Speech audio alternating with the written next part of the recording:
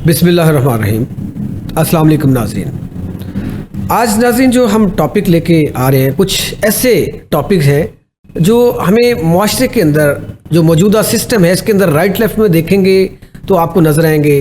बहुत सारे आपके पड़ोस में होंगे, कई घरों की ये स्टोरियाँ होंगी, लेकिन ये असल कहानी ये है कि हमारा मुआशरा जा किधर रहा है। हम इस्लाम से दूर होते जा रहे हैं या कोई और वजह है। डिजिटल मीडिया, एक तरफ तो कह रहे हैं कि डिजिटल मीडिया और सोशल मीडिया के बहुत सारे फ़वाइद हैं, जहाँ पे फ़ायदे हैं वहाँ पे बहुत सारे नुकसानात भी माँ बाप को और इस मुआशरे को भुगतना पड़ रहे हैं। इसके ऊपर आज बात करेंगे। हमारे साथ स्टूडियो में मौजूद हैं डॉक्टर नबिहा अली खान साहिबा। उनसे बात करेंगे। डॉक्टर साहिबा, इसको अदम बर्दाश्त कहूँ या मैं क्या कहूँ, मुआशरे के अंदर देखा है कि हम एक तरफ तो कह रहे हैं कि तालीम जो है आम होगा, ख़वातीन पढ़ी लिखी भी हैं जी, मर्दों में भी तालीम, मतलब ये नहीं है कि हम बहुत बैकवर्ड है अब तालीम के हिसाब से, लेकिन तलाक की रेशो क्यों बढ़ रही है? क्या रीज़न है? क्या हम इसमें अदम बर्दाश्त हमारी ख़त्म हो चुकी है या कोई और रीज़न है? देखिए, तलाक की रेशो वहाँ बढ़ती है जहाँ शादी करने से पहले जो है वो बहुत सारे मामलात और हालात को मद्देनज़र नहीं रखा जाता। मैं हमेशा से कहती हूँ कि जब आप शादी करने के लिए एक अपनी बेटी का रिश्ता ढूंढते हैं, कोई लड़का ढूंढते हैं, तो सिर्फ ये ना देखें कि लड़का जो है वो बहुत शरीफ है, कम बोलता है, पैसा है, तो वहाँ पर जो है वो शादी कर दें। देखिए, मेंटल पीस सबसे ज़्यादा इम्पॉर्टेंट चीज़ है लाइफ में। मियाँ बीवी के रिश्ते में अदम बर्दाश्त उस वक्त जो है वो पैदा होती है जिस वक्त आपका मेंटल पीस जो है वो डिस्ट्रॉय होता है। आप एक दूसरे के लिए जहनी अजियत का बाइस बन जाते हैं। आप एक दूसरे को जहनी तौर पर जो है वो तकलीफ़ पहुंचा रहे होते हैं, और जहनी तौर पे तकलीफ़ पहुंचाने के लिए किसी एक शख्स का पहले कुछ गलत अटैम्प्ट करना जो है वो इसमें मैटर करता है कि कोई एक शख्स, वो शौहर है या बीवी है, तो वो गलत कर रहा है तो उसके बाद ही दूसरे का रिएक्शन आता है। जबकि मैं हमेशा कहती हूँ कि रिएक्शन हमेशा जानवर देते हैं, आपको रिस्पॉन्ड करना है। हम इंसान हैं, हमें साइकोलॉजिकल इस प्रोसेस को समझना है कि हमें रिस्पॉन्ड करना है, हमें रिएक्ट नहीं करना। हमारे यहाँ ज़्यादातर इंसान जो हैं, ज़्यादातर मियाँ बीवी जो है वो रिएक्शन देते हैं एक्शन का, कि अगर किसी ने कोई एक्शन किया तो फौरी तौर पर उसको रिएक्ट किया, बदतमीज़ी शुरू कर दी, किसी के ख़ानदान या उसकी अपनी ज़ात पर जो है वो ताना कसना शुरू कर दिया। ये वो चीज़ें हैं बीवी की तरफ से होने वाली जिसे मर्द जो है वो टॉलरेट नहीं करता। ज़ुबान एक बहुत बड़ा एलिमेंट है मियाँ बीवी के रिश्ते में। इसीलिए मैं कहती हूँ कि जब सबसे पहले आप शादी करने के लिए देखें तो लड़के और लड़की की मेंटल कंपैटिबिलिटी को देखें। आपकी बेटी को क्या पसंद है और कैसा मर्द पसंद है, इस चीज की आप उससे इजाजत लाजमी लें। अपनी बच्चियों से पूछें कि उन्हें किस तरह के मर्द पसंद है और किसके साथ जो है वो इस्लाम भी इजाजत देता है। आप शादी को बच्चा है या बच्ची है, पहले आप उनसे राय जानें। लेकिन हम कितने लोग जो है वो अपनी बच्चियों से पूछते हैं? हम तो अपनी मर्जियां करते हैं। माँ बाप तो कहते हैं बस मैंने लड़का देख लिया, मुझे लड़का पसंद है, शरीफ है, बड़ों की बच्चे भी तो आजकल माँ बाप की नहीं सुनते ना। हाँ, बड़ों की इज्जत करता है तो ठीक है। नहीं, बच्चे भी नहीं सुनते, लेकिन बच्चे अपनी मर्जी से जो करते हैं उसमें भी गलती आ जाती है। उसकी वजह यह है कि आपने सिर्फ पैसा नहीं देखना। जो अपनी मर्जी से जो है आजकल के नौजवान लड़के और लड़कियां शादियां कर रहे हैं, वो पैसा देख रहे हैं माजरत के साथ, वो कुछ और नहीं देख रहे कि इस लड़के के पास पैसा है, ये हमारी जो है वो सारी जरूरतें पूरी कर सकता है। सुकून मिल सकता है? नहीं, पैसे में जहनी सुकून नहीं है। पैसे से आपकी ज़रूरियात ज़िंदगी पूरी होती हैं। आपका जहनी सुकून जो है वो पैसा नहीं है। एक एलिमेंट हो सकता है कि आपके पास पैसा है तो आप इस हवाले से जो है वो जहनी तौर पर जो है मुतमईन है कि मेरे पास पैसा है, मैं हर चीज़ खरीद सकता हूँ। क्योंकि अगर जेब में पैसा नहीं होगा तो जाहिर है ये भी बदसुकूनी की बाइस बनेगा। और अक्सर औकात रिश्ते हमारे यहाँ इस वजह से टूट रहे हैं, तलाक या खुला की नौबत इस वजह से आ रही है कि शौहर जो है वो बीवी का खर्चा नहीं उठा पा रहा, पैसे नहीं देते घर में। ये भी एक एलिमेंट है, बहुत बड़ा एलिमेंट है कि जिसमें जो है वो शौहर अपनी बीवी को, अपने बच्चों को अकोमोडेट नहीं कर पा रहा, या तो वो उस बेचारे की इतनी सैलरी नहीं है, या फिर अगर जो है वो दिन रात मेहनत भी करता है तो उतने पैसे कमा के घर नहीं ला सकता, जिसकी वजह से बीवी जो है वो शिकायतों पर आ जाती है। जिस वक्त बीवी से घर का खर्चा नहीं अफोर्ड हो रहा होता, फिर वो चीखती चिल्लाती और लड़ती है। जब वो लड़ती है तो मियाँ बीवी के दरमियान में क्लैश पैदा होता है। मर्द क्योंकि बहुत ज़्यादा एकदम से किसी के भी रवैये और ख़ासतौर पे अपनी बीवी के रवैये की वजह से ज़रा जल्दी परेशान हो जाते हैं, तो वो ये सोचते हैं कि जी आसान हल ये है कि इस औरत को अपनी ज़िंदगी से जो है वो निकाल दें।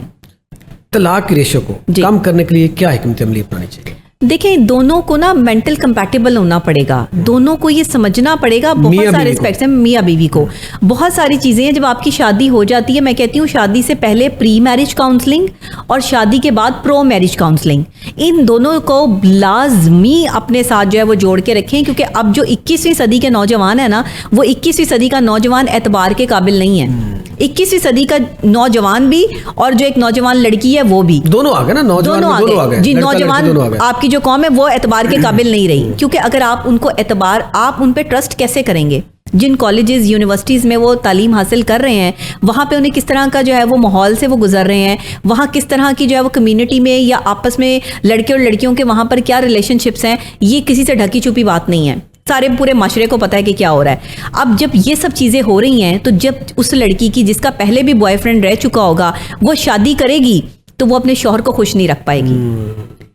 ये बहुत बड़ा एलिमेंट है, हम साइकोलॉजिकली इस पर बात ही नहीं करते। ये तो बहुत मुश्किल हो गया, बहुत मुश्किल हो चुका है। मैं यही तो कह रही हूँ, लोग कहते हैं घर क्यों नहीं बस रहे। जब मैं बताती हूँ कि घर क्यों नहीं बस रहे, तो फिर सोचने में मजबूर हो जाते हैं कि हाँ ये एक एलिमेंट हो सकता है। तो स्कूल के सिस्टम को सबसे पहले बुनियाद वहाँ पे उसको सिस्टम को ठीक करने की जरूरत है। ये तो हुकूमत की जिम्मेदारी है उसको ठीक जी। स्कूल से लेके कॉलेज यूनिवर्सिटी तक आपके साथ एक माहिर नफ्सियात लाजमी होना चाहिए, जिस तरह अब्रॉड में होता है कि जब बच्चा जो है वो ग्रो करता है तो उसे कोई साइकोलॉजिकल इश्यूज आते हैं या बच्चा जो है वो तालीम पे तवज्जो नहीं दे पाता, तो माँ बाप से भी पहले उसको साइकोलॉजिस्ट को चेकअप करवाया जाता है। माँ बाप से भी पहले उसका IQ EQ लेवल जो है वो माहिर नफ्सियात से जो है वो चेकअप करवाया जाता है, और फिर उसके बाद जो है वो उसकी एक रिपोर्ट तैयार होती है जिसको हम असेसमेंट बोलते हैं, जिसमें हम असेस करते हैं कि बच्चा जो है उसका IQ या EQ लेवल कितना है और ये बच्चा कितनी पढ़ाई कर सकता है और कितने लेवल पर जा सकता है। वहाँ से असल बच्चे की जो है वो ग्रोथ शुरू होती है।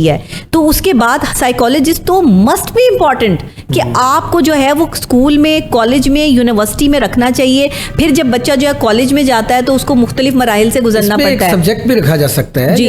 ठीक है, आपकी बात ठीक है।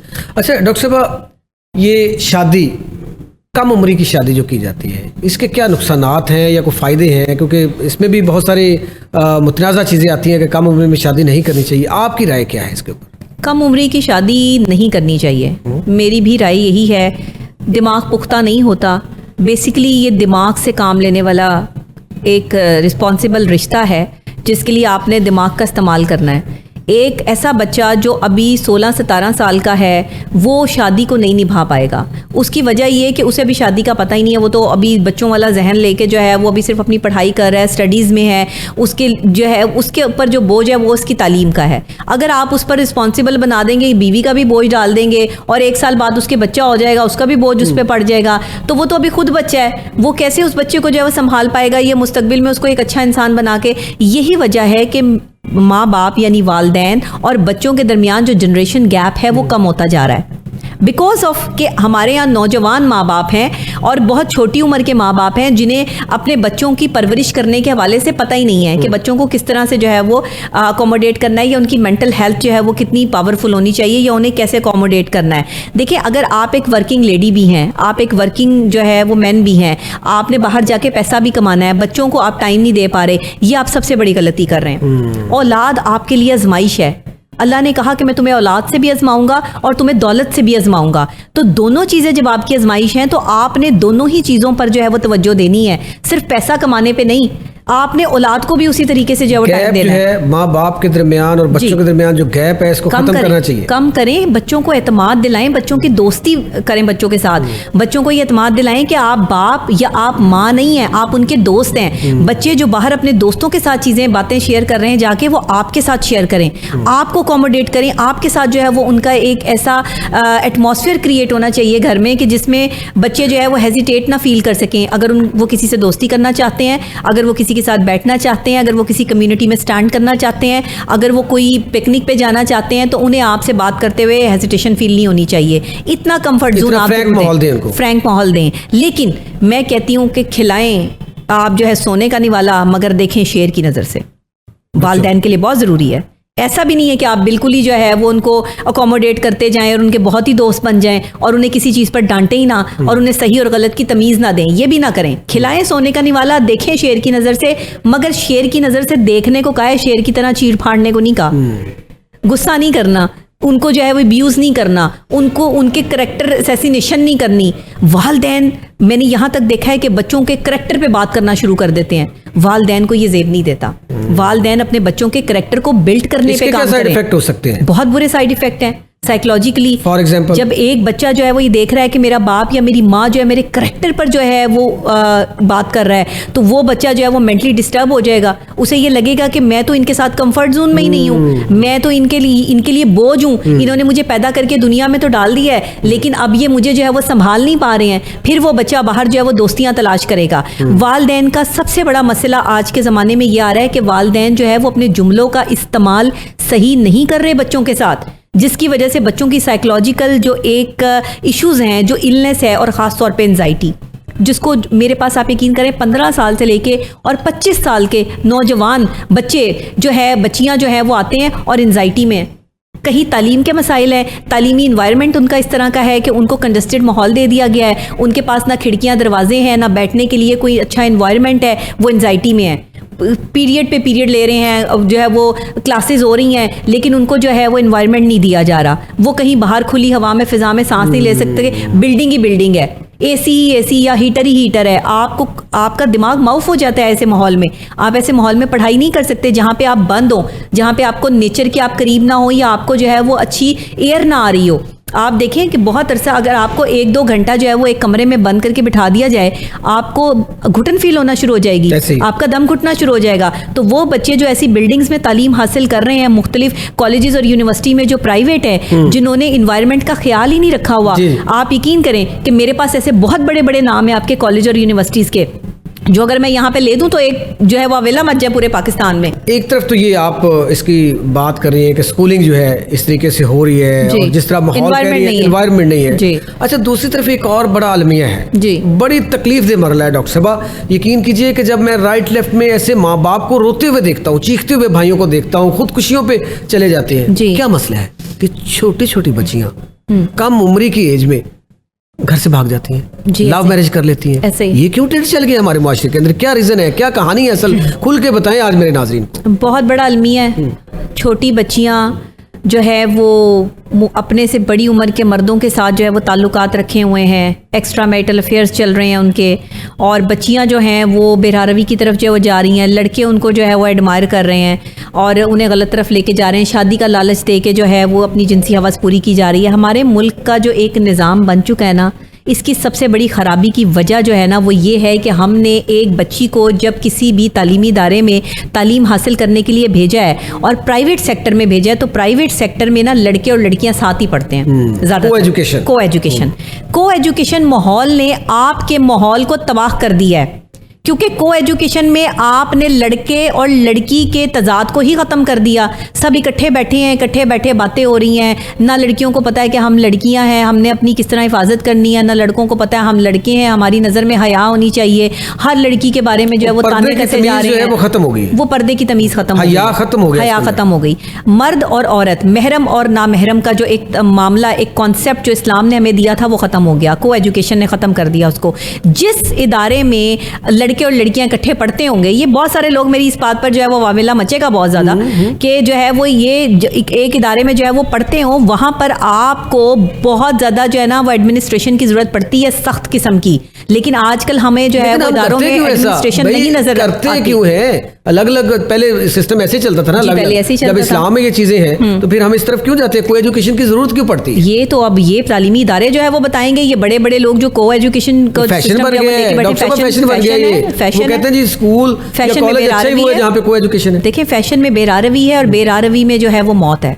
जहनी मरीज बन चुके हैं ये आपके नौजवान बच्चे जो आज 15 साल से लेके और 26 साल तक के जो है वो नौजवान है, ये इस वक्त जहनी मरीज बन चुके हैं। क्यों? क्योंकि इनके ब्रेकअप्स हो जाते हैं, ये इनकी मोहब्बतें चल पड़ती हैं, इनको इश्क हो जाते हैं, फिर इनकी जो है वो तालीम भी जो है वो एक लाइन जो है वो ख़राब हो जाती है, वो वहाँ से भी डिस्ट्रैक्ट होते हैं और अपनी लाइफ में भी डिस्ट्रैक्ट होते हैं। और फिर क्या होता है, को एजुकेशन के अलावा भी जी कुछ ऐसी बच्चियाँ और बच्चे हैं जो को एजुकेशन में नहीं पढ़े हुए, अच्छे माहौल में पड़े हुए हैं, वो भी इस तरफ जल्दी शादियां और भाग के शादियां करने में तरजीह देते हैं। ये क्या रीज़न है? क्या कोई डिजिटल मीडिया है, टीवी ड्रामे हैं, या क्या है इसके अंदर? आपने बिल्कुल सही तरफ जो है वो तवज्जो दिलाई है। डिजिटल मीडिया एक साइलेंट वॉर है जो इस वक्त हमारे यहाँ बेरारवी और बेहयाई फैलाने का एक ज़रिया भी बना हुआ है। जहाँ बहुत अच्छे काम हो रहे हैं वहाँ पर ये बुरे काम भी हो रहे हैं। आप कोई भी वेबसाइट बहुत आसानी से जो है वो यहाँ पर सर्च कर सकते हैं। बच्चे जो है वो अपने कार्टून्स देख रहे होते हैं तो बीच में इतने गंदे एड्स चल रहे होते हैं, कमर्शियल चल रहे होते हैं। बच्चे कोई मूवी लगा के बैठते हैं तो बीच में जो है वो आपको इस तरह की चीज़ें देखने को मिलती हैं। अट्रैक्ट करती है, साइकोलॉजी कहती है।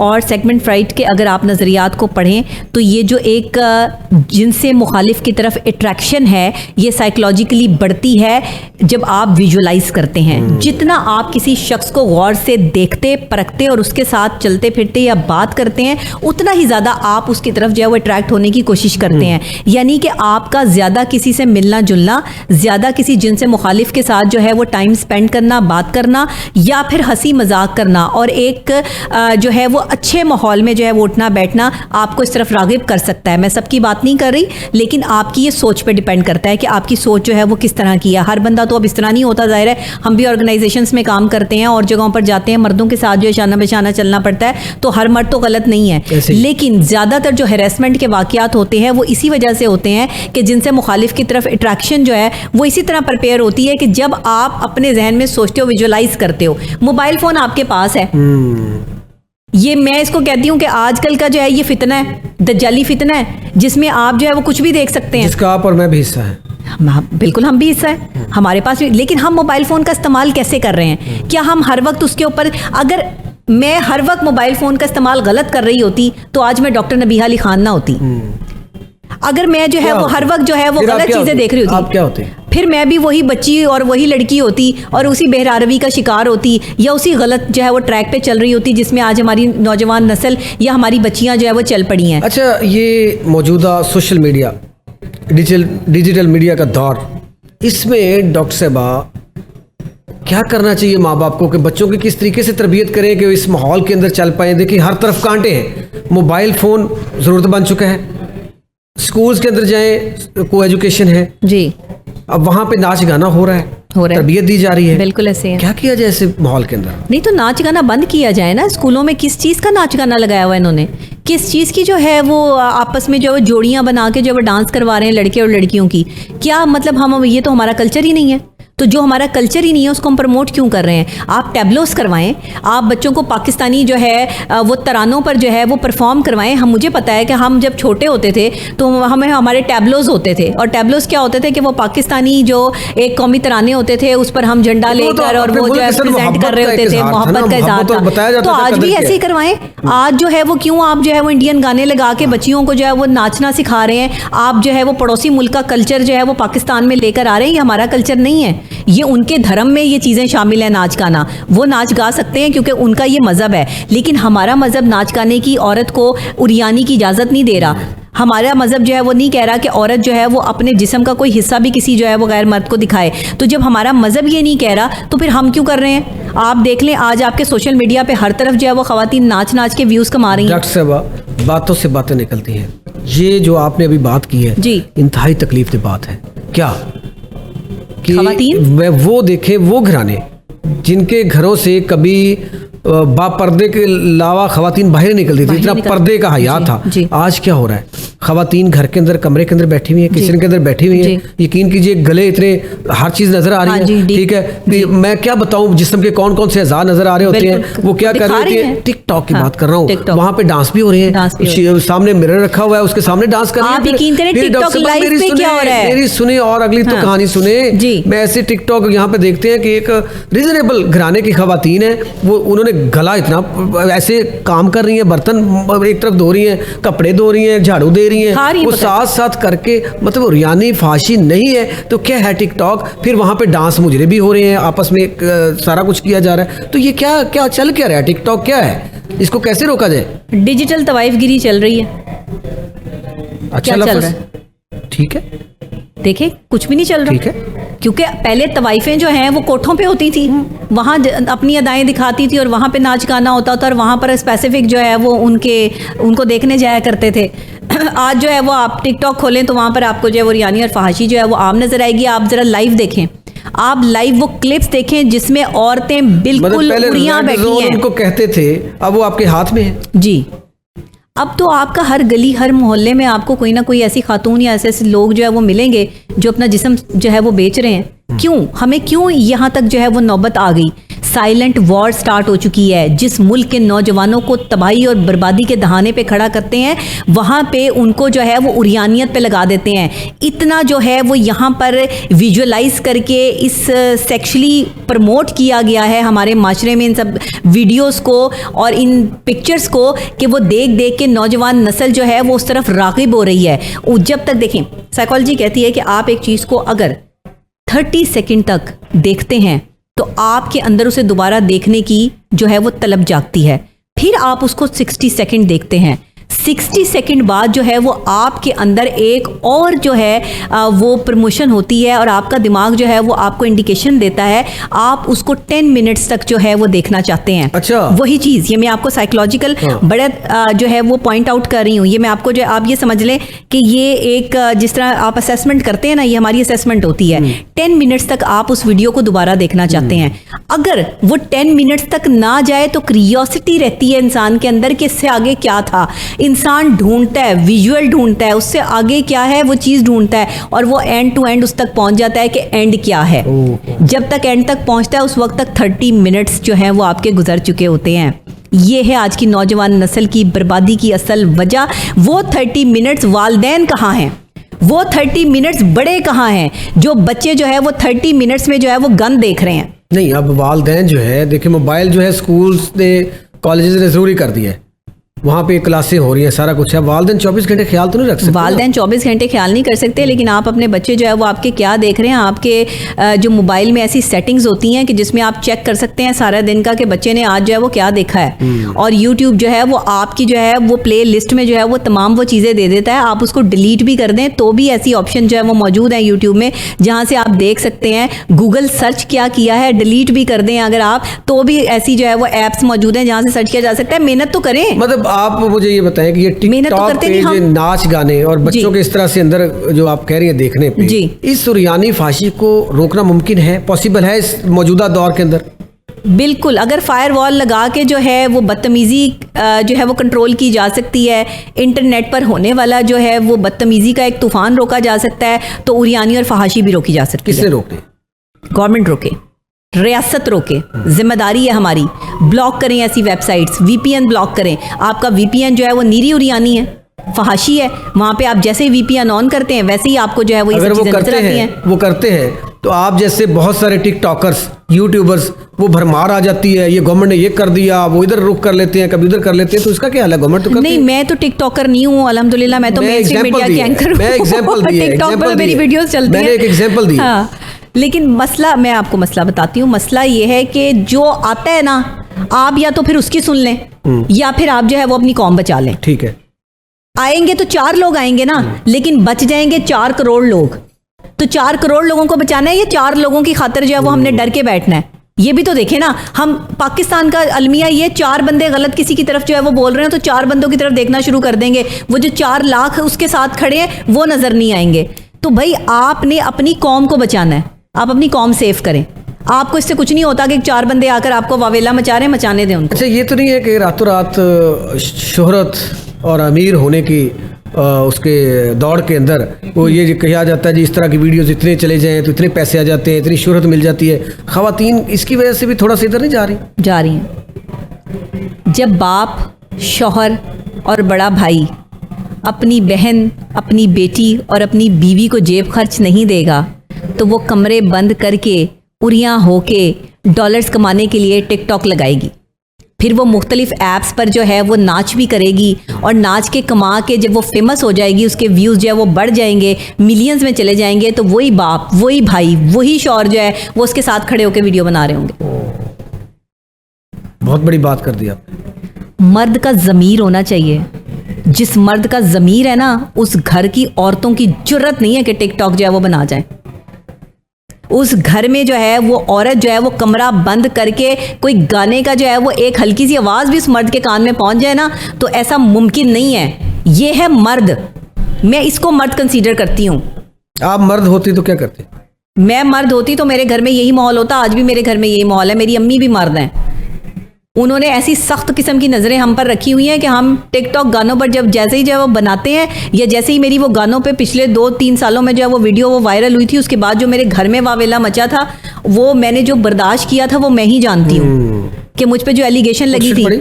हाँ, कुट पड़ी? हाँ, कुट पड़ी थी, एक थप्पड़ पड़ा था उनसे जोरदार कि ये क्या किया है। झाड़ू नहीं पड़ा? नहीं, झाड़ू नहीं, वाइपर भी नहीं, अच्छा, थप्पड़ पड़ा था। अच्छा, ये एक नया ट्रेंड चल गया, शादी से पहले लिव इन। ये क्या चीज है लिव इन? होए ये क्या ट्रेंड चल गया कि शादी से पहले ही ये मतलब बड़ी अजीब लिविंग रिलेशनशिप। ये क्या है लिव इन रिलेशनशिप? ये मॉडर्न दौर का बेहुदा किस्म का जो है वो एक सिनेरियो है, एक बेहुदा किस्म का रिलेशनशिप है जिसको इल्यूमिनाटी से मैं देखती हूँ, और मैं ये समझती हूँ कि ये एक शैतानी अमल है जिसको आप निकाह के बाद जो चीज़ जायज़ है वो आप निकाह से पहले जो है वो कर रहे हैं। आप एक साथ रह रहे हैं, आपका लिविंग रिलेशनशिप है, आप मियाँ बीवी बने हुए हैं, एक कमरे में रह रहे हैं, खा रहे हैं, पी रहे हैं, सो रहे हैं, उठ रहे हैं, जाग रहे हैं, और निकाह नहीं किया हुआ। माँ बाप नहीं रोक रहा, खुद भेज रहे हैं, कोई भी कुछ नहीं कह रहा। मेरा बॉयफ्रेंड है, बाप को जो है वो मिलवाया जा रहा है, बाकायदा माँ को मिलवाया जा रहा है, ये मेरा बॉयफ्रेंड है, हमने शादी करनी है। तो शादी करनी क्यों है? शादी कर लो, करके मिल लो। हाँ, सही बात। शादी करनी है का क्या मतलब? शादी कर लो, और वो इतना तुम्हारा बॉयफ्रेंड है और इतना इज्जतदार जो है वो ज़मीर जो है वो लड़का है, तो वो तुम्हें निकाह करके बीवी बनाए ना अपनी। बिल्कुल सही बात है, बिल्कुल सही बात। क्योंकि निकाह के बाद, बीवी बनाने के बाद मर्द के अंदर उसे एज आ गर्लफ्रेंड देखने का जो जज्बा है वो ख़त्म ही हो जाता है। अल्लाह दो दिलों में मोहब्बत पैदा कर देता है, इज्जत पैदा कर देता है, और मर्द की गैरत गवारा नहीं करती कि वो अपनी बीवी को जो है वो किसी गैर मर्द को देखने भी दे। इसलिए मर्द जो है वो लिविंग रिलेशनशिप में, आज की नौजवान नस्ल जो है वो लिविंग रिलेशनशिप में आ रही है, क्योंकि मियाँ बीवी बनने के बाद जो है वो इज्जत के तकाजे और हो जाते हैं। जैसे ही निकाह होता है वैसे ही फरिश्ते जो है वो रहमत कर देते हैं, शैतान साइड पे हो जाता है। लेकिन लिविंग रिलेशनशिप बगैर निकाह के जो है उसमें शैतान का अमल दखल होता है। मैंने इसको ऐसे ही इल्यूमिनाटी के साथ नहीं जोड़ा। एक मज़हब आ चुका है आपकी जो है वो दुनिया में, जो शैतानी मज़हब है और जो शैतान के पैरोकार हैं, उन्होंने ये चीज़ जो है वो तमाम मुल्कों में नौजवान नस्ल को तबाह करने के लिए जो है वो ये भेजी है कि जी लिविंग रिलेशनशिप होना चाहिए, फैलाएं और इस तरफ आए, उनको इस तरफ लगा दो।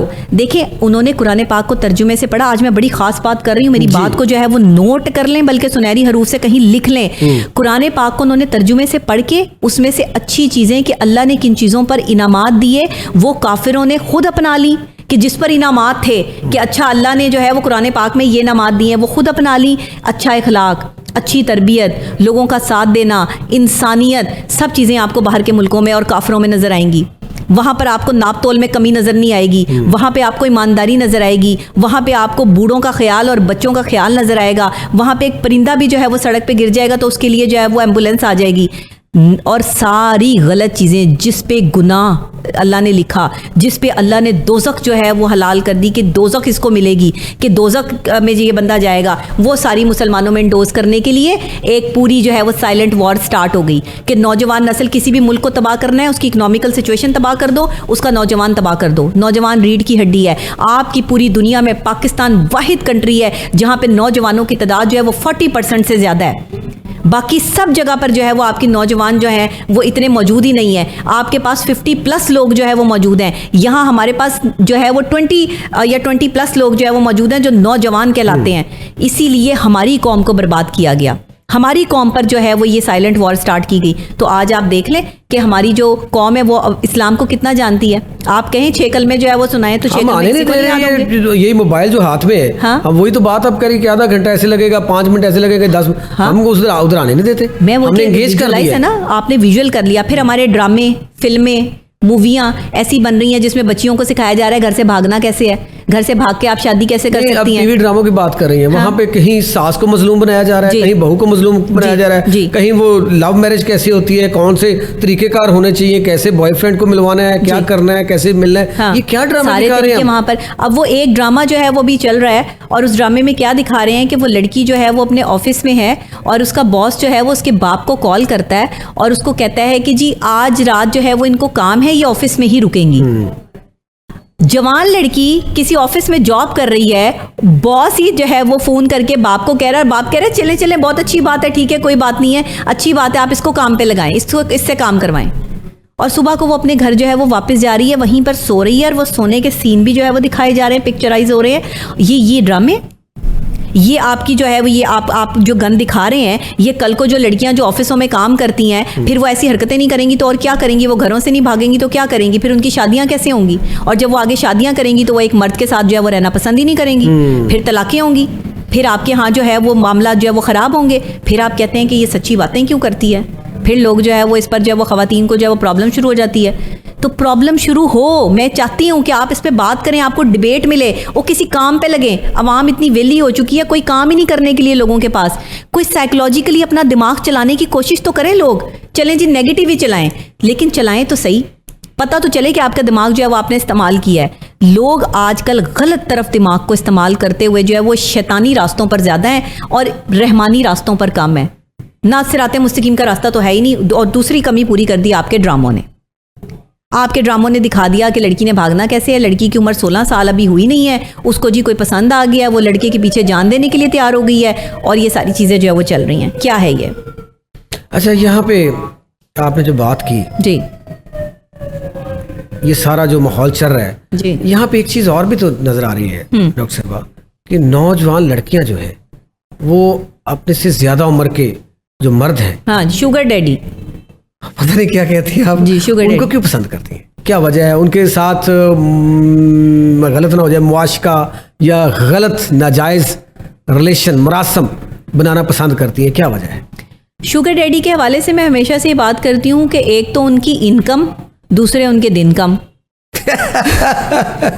तो मैं हमेशा से जो है वो मैं ये देखे ना, बहुत आसान, एक छोटी उम्र की लड़की है, उसे ब्रांड चाहिए, उसे पैसा चाहिए, शुगर डैडी जो है वो उस पर पैसा लुटाने के लिए तैयार है, उसके नखरे भी उठा रहा है। एक औरत को ना सिर्फ एहसास चाहिए होता है, किसी भी मर्द के पीछे इसलिए लग जाती है कि ये मेरे नखरे उठाए, मुझ पे पैसा लगाए, मुझे, जिनको अपने पैसों से चीज़ें खरीदने की आदत ना हो, फिर वो दूसरों की जेब से पैसा निकलवाने के लिए जो है ना वो शुगर डैडी की तरफ जो है वो भागती हैं। वो बच्चियां जिनके वालिदैन, जिनके वालिद अपनी जेब से पैसा निकाल के बेटों को देते हो बेटियों के सामने, और बेटियों के खर्चे के लिए उनको पैसे ना देते हो, उनकी बेटियां जो है वो बाहर जाके शुगर डैडियों के साथ जो है वो अपने ताल्लुकात और मरासिम बनाती हैं। मैं हमेशा से जो है वो वालिदैन को कहती हूँ कि खुदा के लिए अपनी बेटियों का खर्चा भी उनको दिया करें, पॉकेट मनी उनको दिया करें। जो बाप अपनी बेटियों को पॉकेट मनी देते हैं, बेटियों के भी तो खर्चे हैं, अखराजात हैं, 100 चीज़ें उन्होंने अपनी लेनी होती हैं। तो आप अगर अपनी बेटी का ख्याल जो है वो अपने घर से नहीं कर रहे हो, तो फिर आपकी बेटी जो है वो अपना ख्याल कहीं और जाके करवा रही है, फिर वो आप ही के उम्र के बंदे के साथ जो है वो रह रही है, लिविंग रिलेशनशिप में है, उसने जो है वो अपने आप को उसे सौंप दिया है, उसे इस चीज़ की परवाह ख़त्म हो गई है कि वो क्या कर रही है। अच्छा, ये भी मैं आपको बता दूं, ये जो शुगर डैडीज़ के साथ होती है ना, इन्होंने 2-4 अपने बॉयफ्रेंड्स भी साइड पे रखे होते हैं। हाँ जी, वो उन्हें भी पाल रही होती हैं, और वही शुगर डैडी के पैसों से जो है ये हम देखने को मिला है, ये ऑन रिकॉर्ड है बात। मेरे पास एक केस आया इस तरह का, आप हंस रहे इस बात में, मैं आपको सच्ची बात बता रही हूँ कि ये केस आया इस तरह का कि वो खातून जो बता रही है कि मेरे 4 बॉयफ्रेंड है, वो लड़की कहती है 20 साल उसकी उम्र है, 4 बॉयफ्रेंड है और एक शुगर डैडी बॉयफ्रेंड है, मतलब अंकल फ्रेंड है। नहीं वो ठीक है, शुगर डैडी ठीक है। तो मतलब आप सोचे कि मैं सर पकड़ के बैठी हूँ कि बीबी तुम्हारा मसला क्या है? कहती है मेरा मसला ये है कि अब वो जब मैं उससे मिलूं तो वो मुझसे जो है प्रॉब्लम है, उधर मिलूं तो मैं क्या करूं डॉक्टर साहब? अब आप मुझे बताएं कि मैं उसको क्या मशवरा दूं कि तुम क्या करो? ये कोई मशवरा देने वाली बात है कि मैं उसको बताऊं कि इसको कैसे टाइम देना और उसको कैसे टाइम मैनेजमेंट मैंने बता रही है। यहाँ तक लोगों को पता ही नहीं कि माहिर नफ्सियात क्या है, और इनके पास अगर लोग ये समझना शुरू हो गए कि शायद मैं लव गुरु हूँ। एग्जैक्टली मतलब मेरे पास लव के जितने प्रॉब्लम्स है ना, वो इस तरह लोग जो है वो लेकर आते हैं जैसे मैंने लव को हर तरह सॉर्ट आउट कर देना है लोगों को। नहीं, मैं मतलब आप मुझे लव गुरु समझ सकते हैं, इसमें कोई मसला नहीं है, मैं आपको टिप्स दे सकती हूँ, आपकी लव की लाइफ जो है वो बहुत बेहतरीन हो सकती है। आप अगर किसी के साथ जो है वो इंगेज हैं तो आप बेहतरीन जिंदगी गुजार सकते हैं। लेकिन भाई क्या देंगे जिसने 4 बॉयफ्रेंड भी रखे हुए हैं और साथ नहीं, मैं उनके लिए कुछ नहीं कह सकती, वो मेंटली डिस्टर्ब हैं, ये डिस्टर्ब फैमिलीज हैं, ये बच्चियां जो हैं वो मेंटली डिस्टर्ब हो जाती हैं, जहनी मरीजा बन जाती हैं, उसके बाद इनके हत्थे चढ़ता कुछ नहीं, रहता कुछ नहीं, ना पैसा रहता है ना इज्जत रहती है, और उसके बाद ये शादी के काबिल भी नहीं रहती, फिर ये शादी से भागती हैं। मेरे ख्याल अब खवातीन की जान छोड़ दें हम, हाँ, मर्दों की तरफ आ जाते हैं। जी, मर्दों की तरफ मर्द दूसरी शादी क्यों करता है? मर्द दूसरी, फिर मैं औरत की बात करूंगी तो आप कहेंगे औरतों की, आप जब नहीं करें आप करें। देखिए ना, बताएं। मर्द दूसरी शादी क्यों करता है? मर्द दूसरी शादी, मर्द एक ना बड़ी अजीब सी चीज है। हाँ, अजीब सी चीज है मर्द, कि मर्द जो है ना वो एक औरत से तंग आके दिमागी तवाज़ुन इतना बिगड़ जाता है कि फिर भी दूसरी औरत का ही सोच रहा होता है। अंदाजा लगाएं कि मतलब एक औरत ने तुम्हारी जिंदगी हराम की हुई है, मतलब तुम नहीं खुश हो तब दूसरी शादी की तरफ जा रहे हो ना, तो फिर एक औरत को छोड़ के ख्याल फिर भी दूसरी औरत का आ रहा है। उसने तुम्हें कौन सा जो है वो चांद पे चढ़ा देना है, या उसने तुम्हें कौन सा जो है वो माउंट एवरेस्ट सर करवा देनी है? नहीं, ये मर्दों को सोचना पड़ेगा कि दूसरी शादी आपके मसले का हल नहीं है। दूसरी, तीसरी, चौथी शादी आपके लिए जंजालपुरा है। आप एक जंजालपुरा बना रहे हैं अपनी जिंदगी का, और उस जंजालपुरे में आप जो है वो ऐसे घूमेंगे, ऐसे चक्करव्यूह में, कि कभी पहली बीवी तो कभी दूसरी बीवी, और दूसरी बीवी के नखरे, फिर पहली बीवी के नखरे, दिमागी तवाज़ुन ख़राब, और उसके बाद जो है वो फिर आप हर वक्त जो है वो हाइपर सिचुएशन में रहेंगे, ब्लड प्रेशर के मरीज़ बन जाएंगे, दिल की तकलीफ़ें लग जाएंगी, फेफड़े काम करना छोड़ देंगे, सांस लेने में जो है वो दिक्कत हो जाएगी। करें दूसरी शादी? अब डरा रहे हैं। करें। अगर आपके साथ ये सब कुछ ना हो तो आप मुझे पकड़ लें आंखें कि भाई डॉक्टर साहब आपने गलत कहा था। नहीं देखें, लेकिन दूसरी तरफ बात करें तो इस्लाम के अंदर एक मर्द 4 शादियां जायज़ है उसको करना। जी, तो फिर जब जायज़ है, कैसे जायज़ है? तो सुन तो लेना मेरी बात तो सुन। एक टाइम में 4 शादियां कर सकता है जी, एक टाइम में नहीं, एक टाइम 4 बीवियां हो सकती है ना, हो सकती हैं, ठीक है, 4 निकाह रख सकता है, 5 वाली रख सकता है, 4 रख सकता है। लेकिन मौजूदा माहौल के अंदर ये क्यों जरूरी बन गया है कि वो पहली बीवी से इजाजत लेगा तो फिर करेगा? ये क्या बात है? पहली बीवी में नहीं, मुझे आप एक बात बताएं, पहली बीवी आपकी जिंदगी में आई, सारी जवानी उसने आप पे गर्क कर दी, उसने अपनी जवानी जो है वो आपके बच्चों पे गर्क कर दी। उस औरत का क्या कसूर था जिसने अपनी सारी जवानी जो है वो शौहर और बच्चों को दे दी? क्या कसूर है उसका? उससे इजाजत भी ना लो, उसे बताओ भी ना कि दूसरी औरत तुम्हारे पे लेके आ रहा हूँ। एक औरत जब बूढ़ी हो रही है, वो इजाजत दे देगी? है नहीं, वो नहीं देगी इजाजत। कोई क्यों देगा? फिर इस्लाम के अंदर तो 4 शादियां। शौहर जो है ना वो एक औरत की कुल कायनात है, एक औरत के लिए उसका सब कुछ है। औरत मैं हूं या कोई भी हो, कोई भी अपना शौहर नहीं बांट सकता। लेकिन क्योंकि अगर इस्लाम कह रहा है 4 शादियां, तो इस्लाम कैसे कह रहा है? और फिर अल्लाह ये भी फरमा रहा है कि तुम इंसाफ नहीं कर पाओगे, इंसाफ के तकाजे पूरे करने हैं। चारों में ये नहीं है कि 4 बीवियां रख लो तो बड़ा कमाल है, 4 बीवियों में इंसाफ भी करना है। इंसाफ कैसे करेंगे? कैसे वक्त देंगे 4 बीवियों को? एक को वक्त देंगे, दूसरी नाराज हो जाएगी, दूसरी को वक्त देंगे, तीसरी नाराज हो जाएगी, तीसरी को वक्त देंगे, चौथी नाराज हो जाएगी। इकट्ठे एक ही घर में रखेंगे तो आपके बर्तन खटकते रहेंगे, बजते रहेंगे। ज़हनी अजियत है, खुश रहना चाहिए सर, ज़हनी अजियत है। जिन लोगों ने 4-4, 5-5 शादियां की हुई हैं मर्दों ने, वो बेहतर बता सकते हैं। अच्छा, अब चले ये बातें होगी, अब मैं इसको वाइंड अप करने की तरफ जी, और आखिरी सवाल है मेरा जी, मैं कुछ लोगों के नाम भी ले देता हूँ, ठीक है, जिसमें मशहूर टिकटॉकर रजब भट्ट, डक्की भाई, वो एस्ट्रोलॉजी जी, वगैरह वगैरह वगैरह, ठीक है, इनका कंटेंट आप देखें जी, बेहुदा, जी, फहाश है, लेकिन इनके खिलाफ हमारे कोई इदारा, कोई रियासत, कोई एक्शन नहीं ले रही। अब क्या है, थंबनेल पढ़ ले, थंबनेल में क्या आ रहा है? वो जनाब पजामा फट गया, मतलब ये क्या थंबनेल है? अच्छा, क्या हुआ जी?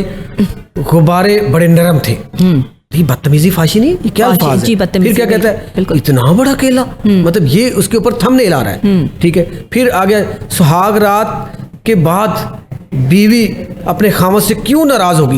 मतलब डॉक्टर साहब ये क्या हो रहा है? ये क्या बदतमीजी नहीं है? ये कौन सा ये अपना सोशल मीडिया है? कौन सा ये टिकटॉक है? कौन से पैसे कमाने के नशे ने हमें इतना बेहूदगी की तरफ और इखलाकियात को गिराने की तरफ कर दिया है? ये मतलब आपको मज़ाहिया बात नहीं है, ये तकलीफ दे मरला है हमारी बात है। बिल्कुल, तो इसके ऊपर आप क्या कहते हैं? देखिए, इसके ऊपर पहले तो इसकी मजम्मत बनती है कि आप नौजवान नस्ल में जो है वो गंदगी प्रोड्यूस कर रहे हैं, और ये ऐसी जो है वो जिनके अपने नाम लिए हैं, ये वो लोग हैं जो अपनी फैमिली व्लॉगिंग करते हैं, बाकायदा अपनी फैमिली को जो है वो लोगों के सामने आयां करते हैं, अपनी बीवियां दिखाते हैं, अपनी जो है वो बहनें, अपनी बेटियां जो है वो दिखाते हैं। उसमें ये कभी पानी के टब में जो है वो मौजूद होते हैं वालिदैन समेत, और कभी जो है वो ये और गलत काम करते हुए बेडरूम और वॉशरूम तक जो है वो पहुँच जाते हैं। ये जो उरियानियत और बेहयाई आम हो चुकी है, देखें, अच्छी शोहरत भी होती है और बुरी शोहरत भी होती है। शोहरत 2 तरह की होती है। अल्लाह ने अगर आपको बुरी शोहरत से नवाजा है तो ये कोई अच्छी बात नहीं है। आप बुरे काम करके शोहरत हासिल कर रहे हैं, मिलियंस ऑफ आपकी फॉलोइंग है, तो आप अपने पे फख्र ना करें, क्योंकि आपकी गंदी शोहरत है। आप गंद मचाकर जो है वो शोहरत हासिल कर रहे हैं। आपके पास जब तक पॉजिटिव चीज़ नहीं है, सीधा रास्ता नहीं है, तब तक आप अपनी शोहरत पे भी नाज नहीं कर सकते। तब तक आप अपने आप को जो है वो पाकिस्तान को रिप्रेजेंट करने के लिए रिप्रेजेंटेटिव भी नहीं बोल सकते। आप अपने आप को ब्रांड एम्बेसडर भी नहीं बोल सकते पाकिस्तान का, क्योंकि आप क्या एम्बेसडर हैं? आप गंदगी प्रोड्यूस कर रहे हैं। आप नौजवान नस्ल को गंदी तरफ लगा रहे हैं, गंदे थामने लगाकर उनको जो है वो आप ये दिखा रहे हैं मतलब ये कि ये अल्फाज है। मतलब ये अल्फाज जब मतलब सुनते हुए भी दूसरा बंदा जो है वो तकलीफ महसूस करता है, अजियत महसूस करता है कि ये अल्फाज है, और पूरी आवाम जो है वो देख रही है। और हमारी ज्यादा दिलचस्पी देखती है, क्या हुआ जी पजामा कैसे फट गया? मतलब ये अफसोस वाली बात है। देखिए, मैं क्या कह सकती हूँ इन लोगों को कि इनकी मेंटालिटी क्या है।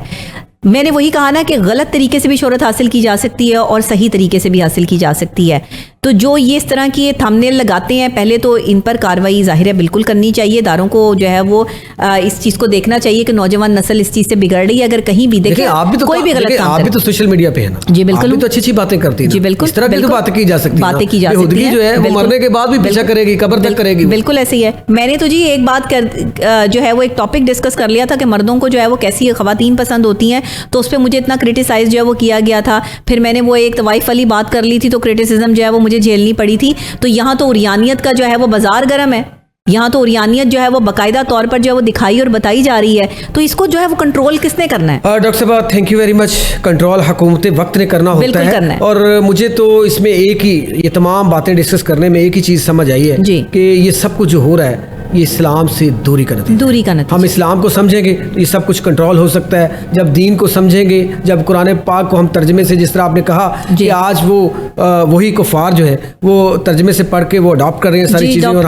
हमें उन्होंने किस पे लगा दिया है? डिजिटल मीडिया पे। हमें मोबाइल के अंदर वो गंदी मूवीज और वो गंदे क्लिप उधर लगा दिया। तो हम अगर इस्लाम की तरफ आए तो हम सीधे रास्ते पे आ सकते हैं। बिल्कुल। आज तक के प्रोग्राम के साथ दीजिए इजाजत। अल्लाह हाफिज।